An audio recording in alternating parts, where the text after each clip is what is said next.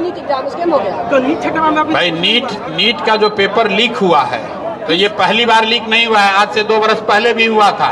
तब भी धर्मेंद्र प्रधान ही शिक्षा मंत्री थे, उन्होंने कहा था आगे फिर से पेपर लीक नहीं होगा, लेकिन फिर से लीक हुआ है और अभी तक जवाब नहीं दे रहे हैं।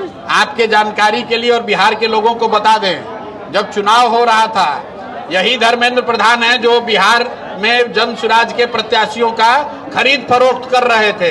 हमने उनका फोटो जारी किया है। जन स्वराज के उम्मीदवारों को डराना धमकाना, उनको खरीदना, यही काम ये कर रहे थे।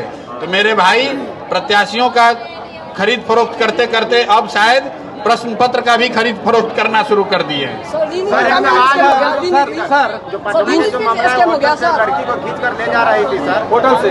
जो पटना में घटना हुई है वो जंगल राज के नाम पर वोट लेने वालों के मुंह पर चमाता है, क्योंकि ये उसी जंगल राज की आहट सुनाई दे रही है जब हम लोग सुनते थे कि दिन दहाड़े लोगों के साथ इस तरह का कुकृत्य होता है। किसी पिता के सामने पटना बीचों बीच पटना में होटल से किसी लड़की को रात में होटल के कमरे से खींच लिया जाता है, और ये तब जब उन लोगों की सरकार है जो जंगल राज का भय दिखाकर वोट लिए हैं।